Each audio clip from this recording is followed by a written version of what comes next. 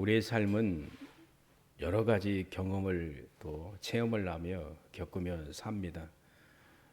그러나 특별히 하나님의 자녀로서 하나님을 아버지라 부르고 예수님을 주로 모시며 구원자로 모시며 하나님의 선한 그 섭리 가운데 살아가는 성도의 삶 가운데 가장 중요하고 소중한 것은 바로 오늘 다윗이 하나님께 고백한 찬양이요, 또한 이 귀한 시가 우리의 삶 가운데에 아름답게 이루어질 때에 우리의 삶이 힘을 얻고 또 소망의 삶을 살며 귀한 인생에 있어서 믿음의 열매를 거둬들일 거라 저는 믿습니다.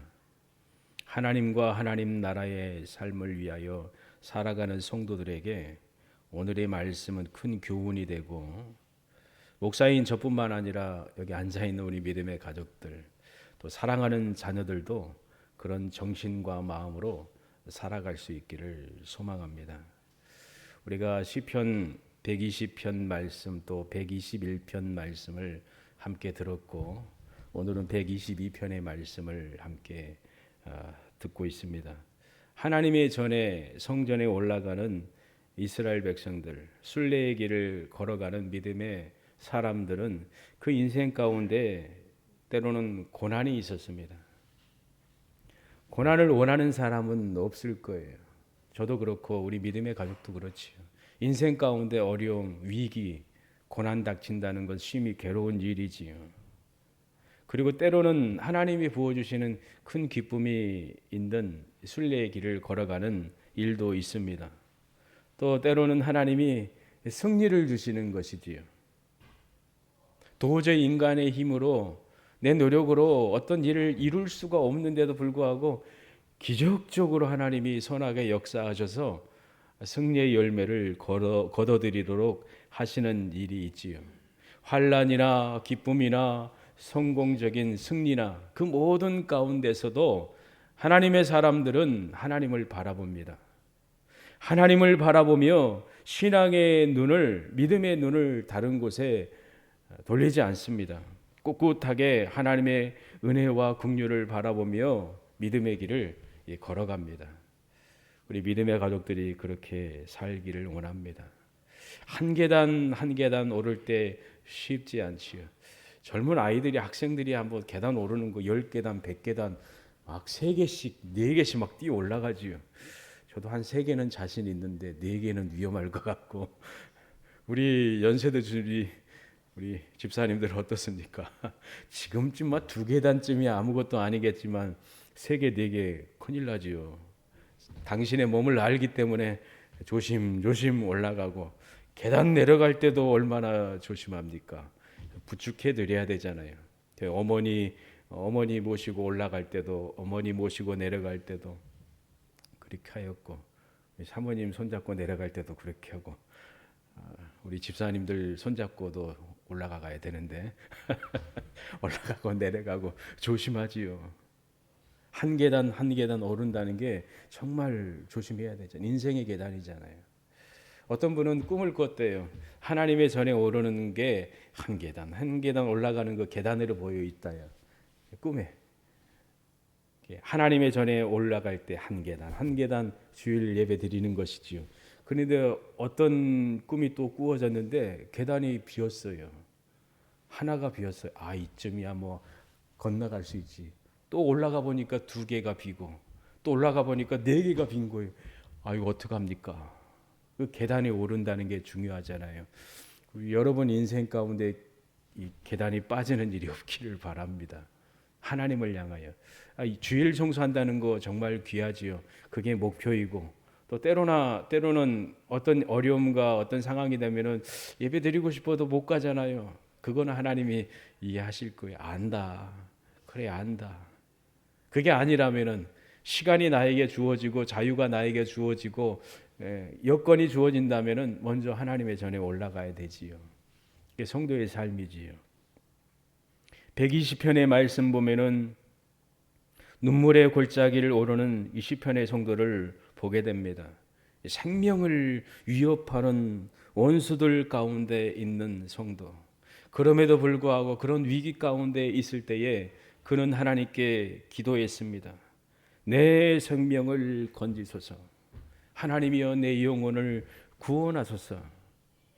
화평을 미워하는 원수 가운데서도 이 시편 기자는 묵묵히 그들과 싸우려고도 하지 않고 변론하거나 또한 어떤 주장을 하려고도 하지 않고 묵묵히 하나님을 바라보며 인생의 순례의 길을 걸어갔습니다. 121편에 이르게 되면은 성도의 도움은, 자기 삶의 인생의 도움은 천지를 지으신 하나님께 있다라는 것을 알고 성전에 오릅니다. 예배자의 영혼과 삶에 하나님은 그의 그늘이 되어 주셨고, 사랑받는 자가 실족당하지 않도록 가장 가까이서 그를 지켜주셨다는 것을 보게 됩니다. 연약한 인생의 호흡과 다른, 졸지도 아니하시고 주무시지도 아니하시는 하나님께서 성도의 우편에 사랑으로, 인자로 그늘이 되어 지켜주셨다는 것을 보게 됩니다. 하루하루의 삶도 중요하지만 마지막 종착점이 있지요. 그때에도 가장 가까이 계시는 하나님, 가장 강력한 하나님의 손으로 그의 사랑하는 성도의 영혼을 지키시고 영원한 나라를 보장하신다는 약속의 말씀이 시편 121편에 기록되어 있습니다. 하나님을 바라보고 하나님의 인도와 보살핌에 대해서 확신을 가지고 살아가는 성도의 모습을 보게 됩니다. 그게 바로 저번 주에 나눈 말씀이죠. 이제 시편의 성도는 하나님의 전에 도착했습니다. 그게 122편의 말씀이지요. 순례의 길을 걷는 자는 목적지에 다다르게 됩니다. 그곳은 바로 하나님의 전입니다. 하나님이 다스리시고 은혜를 부어주시는 전이에요. 하나님의 전을 사모하고 또 하나님께 예배드리고 싶고 또 하나님께 얼굴을 향하기를 원하여서 주의 전에 나온다는 것은 심히 복된 일입니다. 여러분 그런 적 있습니까? 교회 오는 게 즐거워요? 행복합니까? 내가 하는 것 중에 가장 최고의 일, 여행 가는 것, 또 친구 만나는 것, 또 영화를 보는 것, 또 쇼핑하러 가는 것, 다양한 일이 있겠지요. 막 설레기하고 연인은 더 뜨겁겠지요. 사랑하는 자를 만나러 간다. 하루 내내 그 전부터 설레이겠지요. 이보다 더 비교할 수 없는 일, 내가 하나님께 예배하러 가리라. 또 하나님께 예배하며 찬양하며 감사하며 은혜를 얻고자 하나님 보좌 앞에 나아가고 싶습니다. 그런 떨림이 있었고 때로는 그게 이루어지지 않았을 때에 가슴에 미어지는 것처럼 슬퍼하며 눈물을 흘려 보신 적이 있었습니까? 저는 있었기 때문에 말씀을 드릴 수가 있어요. 가고 싶었는데도 못 가고 예배드리고 싶은데도 못 드리고 가슴이 아픈 것이지요. 평상시 자유로울 때는 얼마나 편해. 내가 가고 싶으면 가고 앉고 싶으면 앉고 내 자유니까. 근데 그게 아니고 어떤 어려움이 처하거나 또 자유가 주어지지 않을 때 더 간절해지는 일이 있지요. 이 다윗도 이런 심정이었을 거라 생각되어집니다. 이 귀한 시편 122편의 말씀을 선포하며 찬양하는 성도, 바로 이스라엘의 선한 목자 다윗이지요. 그가 얼마나 놀라운 고백을 하나님께 드리고 있는지 우리가 122편의 말씀을 보면은 볼 수가 있습니다. 얼마나 설레이며 기뻐하며 영적인 아름다운 긴장 가운데 노래하고 있는지 함께 그의 마음을 오늘 말씀을 통하여 들여다볼 수 있기를 바랍니다. 그리고 들여다보고 그것을 내 것으로 삼아야지. 나도 그렇게 살기를 원합니다. 그가 노래한 것처럼 노래하고 그가 하나님의 전에 오르는 것처럼 하나님의 전에 오르기를 원합니다. 언제 어디서나 하나님 앞에 서 있을 때 하나님께 오르는 것이지요. 여러분의 가정이 될 수 있고 일터가 될 수 있고 골방이 될 수 있고 또 밭이 될 수도 있고 그 순간순간마다 하나님을 부르는 거예요. 하나님께 오르는 것이지요. 그리고 두 번째는 하나님이 우리에게 명하신 날, 7일 중에 한 날, 안식일, 우리가 주일을 지키죠. 이 날에 우리 하나님의 전에 오르는 거예요.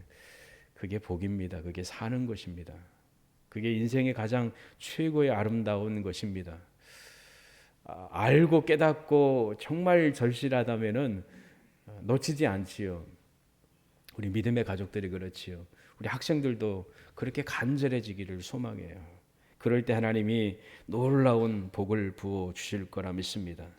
이런 마음이 우리에게 간절하며 사람을 바라보는 것이 아니라 어떤 이익을 추구하는 것이 아니라 순전히 다윗과 같이 하나님 바라보고 하나님께 예배드려야지. 그런 자세가 우리에게 정말 중요해요. 미국이나 어떤 곳에 가면은 교회 가는 목적이 다르다고 그래요.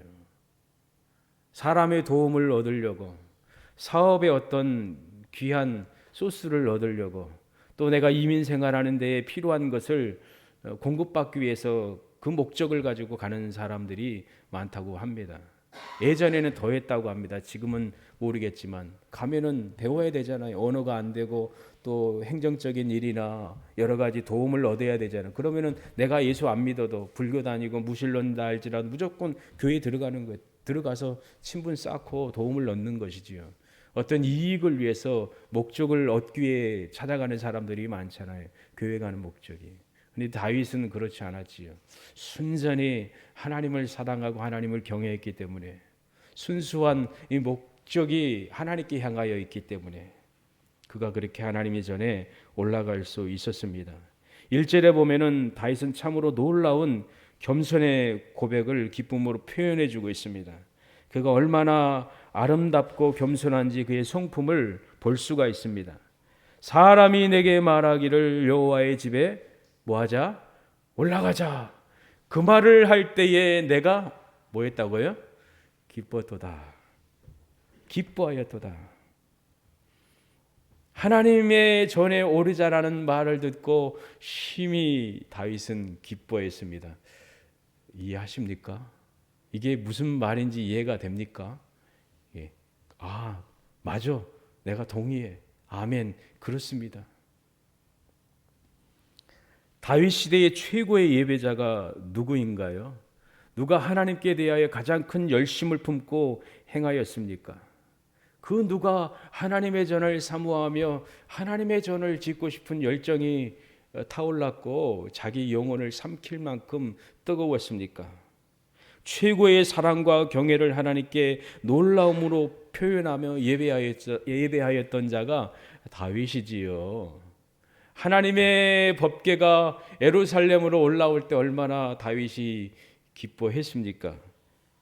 사무엘라 6장 15절에서 16절 말씀에 기록된 말씀이지요. 다윗과 온 이스라엘 족속이 즐거이 부르며 나팔을 불고 여호와의 궤를 메고 오니라. 여호와의 궤가 다윗 성으로 들어올 때에 사울의 딸 미갈이 보고 있지요. 다윗 왕이 여호와 앞에 뛰놀며 춤을 추는 것을 보고 춤을 추는 것을 봤다고 합니다. 하나님의 법궤가 들어올 때 어린 소년처럼 자유롭게 뛰놀며 춤을 추고 있습니다. 그리고 기뻐하였습니다. 여호와 앞에 뛰놀며 춤을 췄다는 것은 말할 수 없는 이 기쁨의 표현이지요. 한 나라의 왕이 미갈이 볼 때 주책 없어 보일 거 아닙니까? 그럼에도 불구하고 어린 아이와 같이 하나님 앞에 춤을 추었습니다. 다윗처럼 하나님을 높이며 놀라운 영적인 깊은 단계에 올라가 시를 쓴 사람이 얼마나 있을까요? 최고의 찬양의 시를 썼고 여러 편의 시편을 기록을 하였고 찬양하고 노래하였습니다. 예배의 선두주자였습니다. 그의 삶의 중심이 바로 이와 같다는 것을 우리는 말씀을 통해서 보게 됩니다. 인생 중 최고점은 하나님을 예배하는 것입니다. 이 다윗이 그렇지요. 그 누구보다 예배에 대한 지식이 탁월했습니다.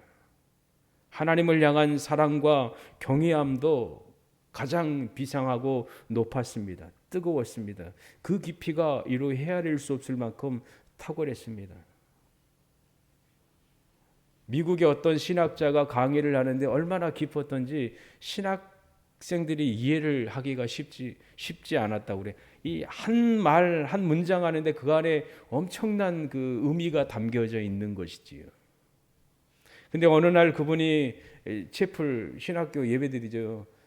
채플 시간에 라보니어라는 이 마리아가 예수님께 고백한 부활의 첫날에 고백한 그 말씀을 하고 그 엄청 감격을 얻었고 은혜를 얻었다고 어머니에게 편지를 쓴 내용이 있어요. 그분의 그 전집 가운데 자그마한 전집 가운데 기록되어 있는 것이죠. 너무 깊어서 이해할 수 없다는 것이죠. 그래서 읽고 해야지 깨닫는다는 것이죠. 그러나 다윗은 어떻습니까? 더 깊이 하나님과 대면하며 노래하며 찬양했던 멋진 분이었지요. 그분은 하나님 앞에 복된 자로서 거룩한 말씀 가운데 예배의 삶을 정말 아름답고 고상하게 삶을 보여줬습니다. 그러니 왕에게 말하는 백성의 소리를 듣고 다윗이 내가 기뻐하였도다라고 고백을 하였습니다. 저와 여러분도 그렇게 살고 있고 또 그렇게 되기를 원합니다. 교회 가자, 예배드리러 가자, 함께 찬양하자, 하나님의 말씀을 읽자, 또 듣자 말할 때 내가 기뻤습니다.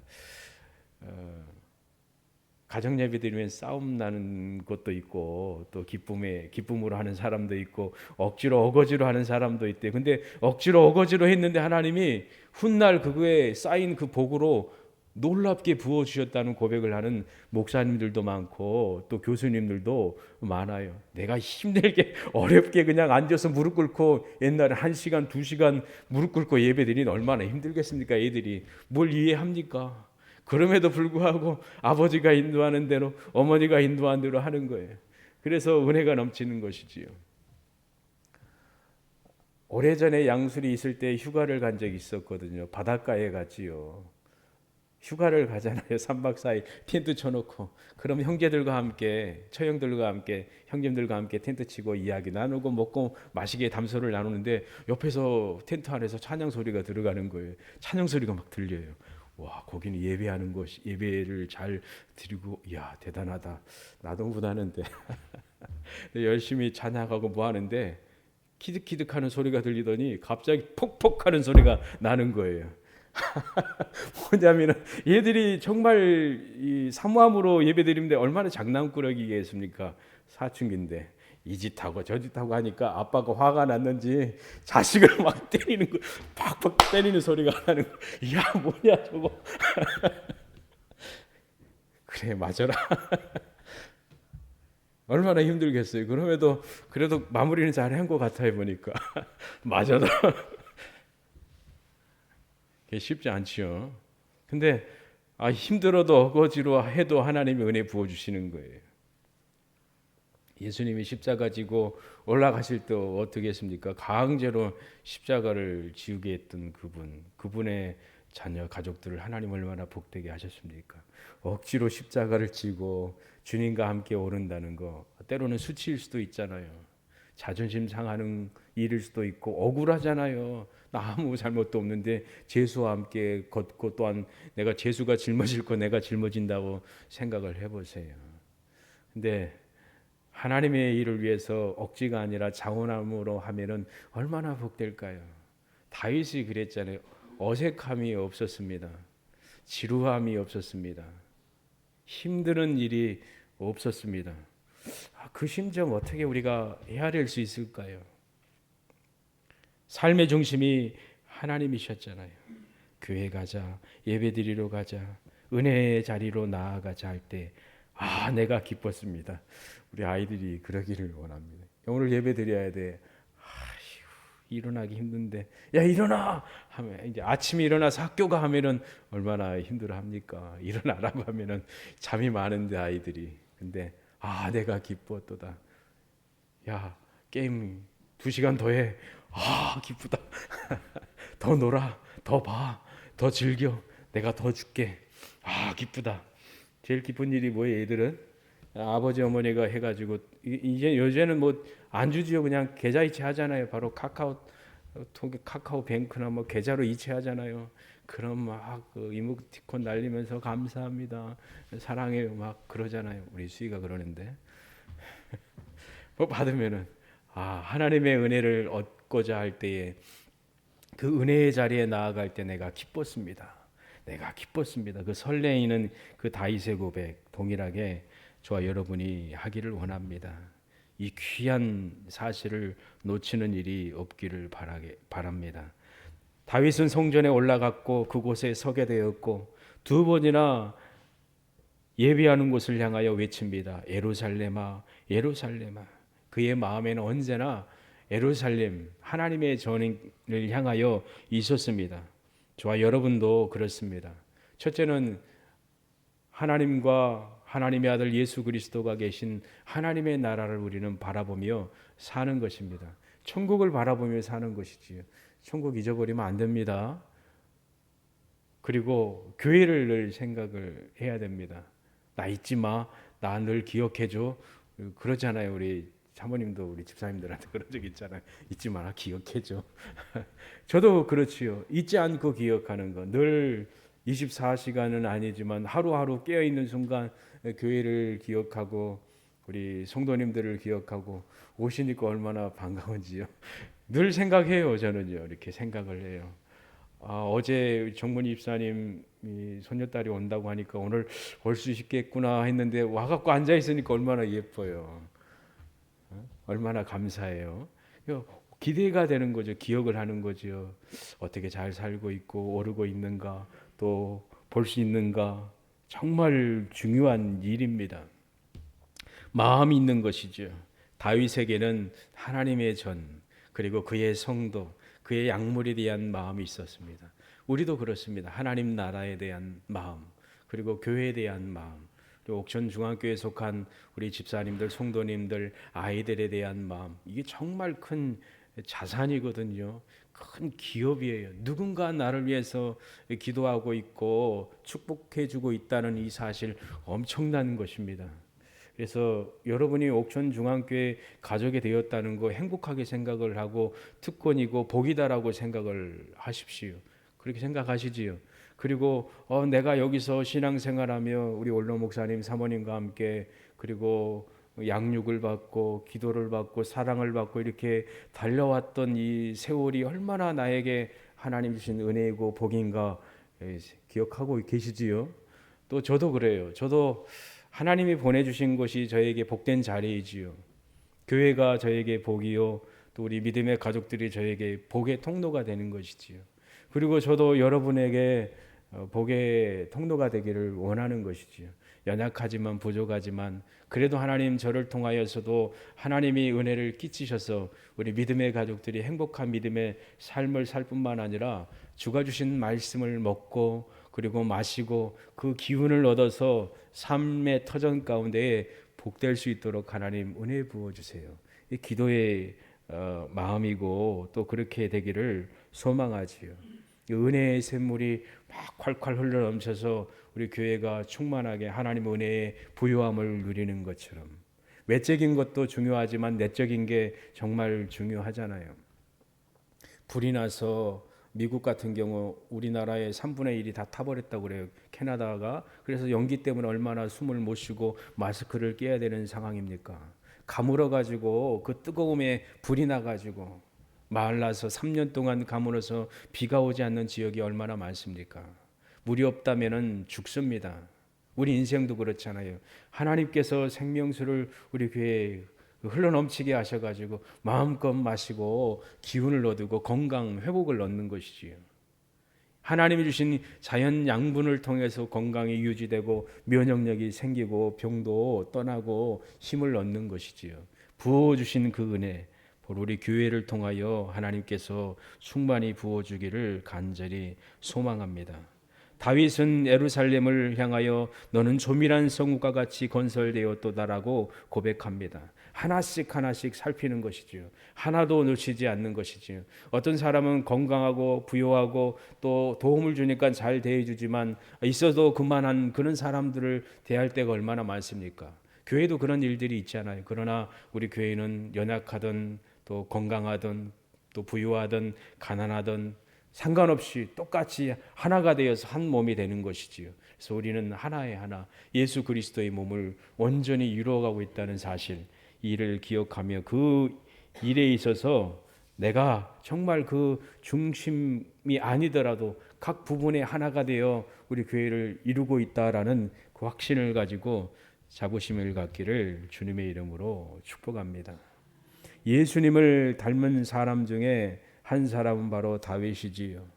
그런데 예수님은 다윗보다 뛰어난 분이십니다. 그의 주가 되십니다. 우리 주님은 하나님 아버지를 기뻐하셨고 삶 자체가 예배의 삶이었습니다. 하나님의 전을 가까이 하셨고 주의 전을 사랑하셨고 거룩한 분노를 내기도 하셨고 주님의 열심은 성전을 삼키기까지 하셨습니다. 요한복음 4장 말씀에 아버지께 참으로 예배하는 자들은 신령과 진정으로 예배할 때가 오나니 곧 이때라. 아버지께서는 이렇게 자기에게 예배하는 자들을 찾으시느니라. 하나님은 영이시니 예배하는 자가 신령과 진정으로 예배할지니라. 다윗이 그렇게 했어요. 마음을 다해서 하나님의 말씀을 가지고 성령의 감동함 가운데 즐거움으로 하나님께 예배를 드렸던 분이시지요. 예수님도 신령과 진정으로 예배하는 삶을 사신 분이십니다. 그 주님께서, 예배의 주인 되신 그 주님께서 우리에게 말씀하시지요. 신령과 진정으로 예배 드려라. 하나님은 예배하는 자를 찾으신다.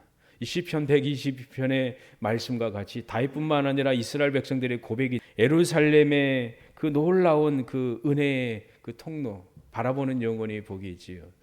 여러 부분으로 말씀을 드리고 싶지만 짧게 두 가지 말씀드리고 마무리를 하겠습니다. 다윗은 성도들을 향하여 말합니다. 6절 말씀이지요. 또 6절에서 8절 말씀까지 이어지지요. 이 첫 번째 부분 말씀드리고 9절 말씀을 제가 드리려고 합니다. 첫 번째는 예루살렘의 평안을 구하라는 말씀입니다. 예루살렘을 위하여 평안을 구하라. 예루살렘을 사랑하는 자는 형통하리로다. 내 성 안에는 평강이 있고 내 궁중에는 형통이 있을지어다. 평안을 구하라. 이게 우리의 기도의 기도.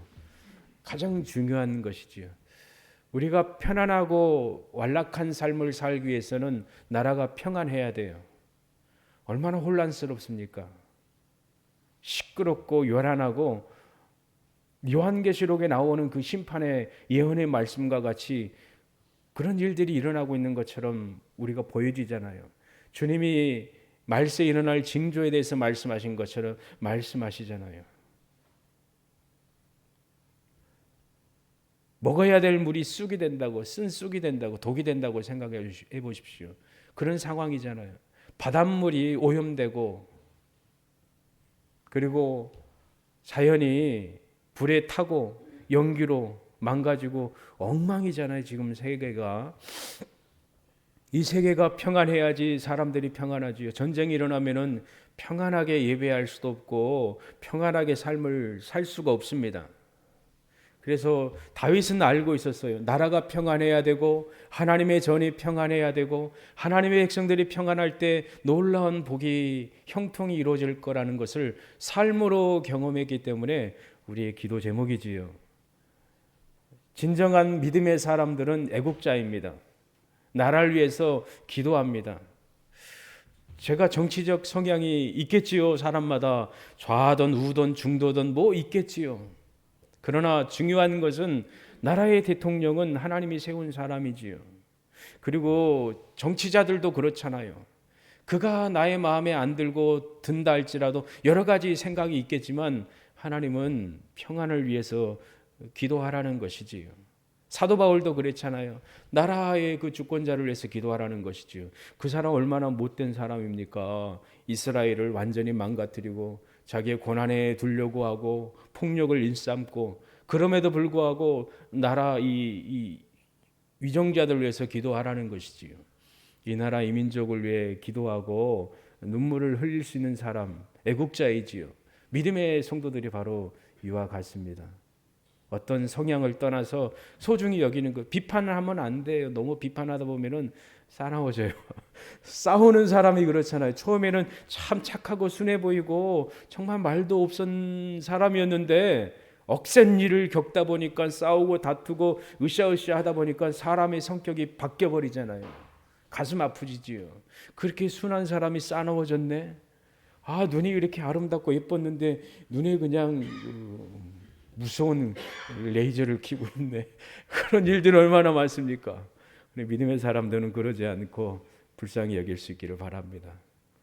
어떤 사람이 넘어지고 쓰러졌으니 함께 비판하고 조롱하고 그러는 게 아니라 내 아들과 딸이다라고 생각하면 가슴 아프지요.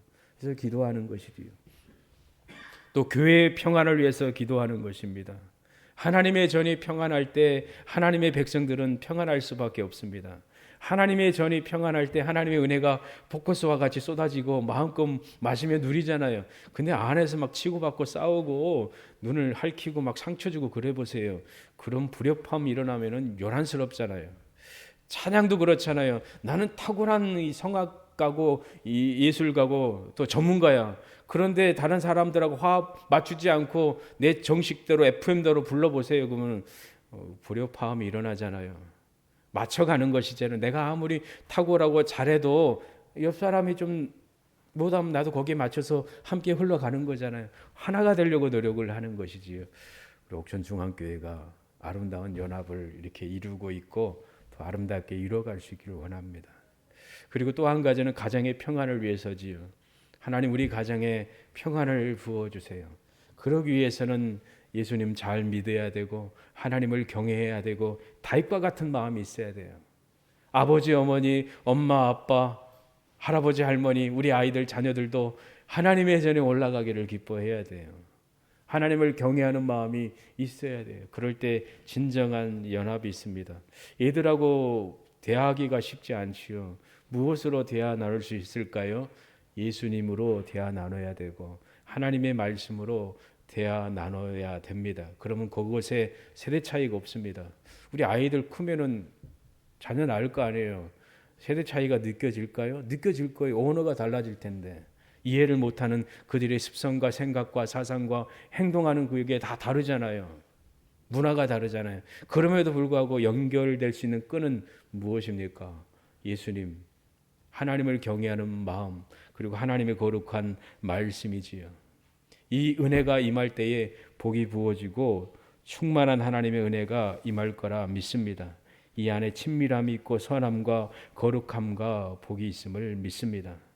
마지막으로 여호와 우리 하나님의 집을 이하여 내가 내 복을 구하리로다. 아멘. 마음껏 다윗이 이스라엘 백성들에게 복을 축복해 준 것처럼 저도 축복을 합니다. 우리 믿음의 가족들 건강하고 오래오래 사시고 믿음이 온전히 서 있고 우리 자녀들도 그렇게 되기를 바랍니다. 때로는 쓰러지고 넘어지고 실패할 수도 있습니다. 근데 그게 끝나는 게 아니잖아요. 하나님이 언제 어디서라도 높이 올려주시고 크게 쓰시고 복되게 쓰시고 귀한 자리에 앉혀주실 때가 있잖아요. 때로는 실패가 하나님의 복일 수도 있어요. 또한 성공이 복일 수도 있습니다. 하나님의 기도의 응답이 다양하잖아요. 바로 응답해 주실 수가 있습니다. 주여라고 부를 때 하나님이 즉시 구원의 손길로 구원하시기도 하십니다. 그러나 기다려라, 안 된다. 좀 오랫동안 하나님이 시간을 끄실 수도 있습니다.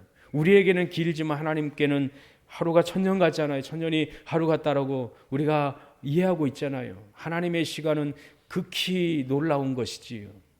그리고 하나님이 바꿔주시기도 하시지요. 또 더 좋은 것으로 주시기도 하시지요. 하나님의 은혜의 복이 우리 믿음의 가족들에게 충만히 부어지기를 소망합니다.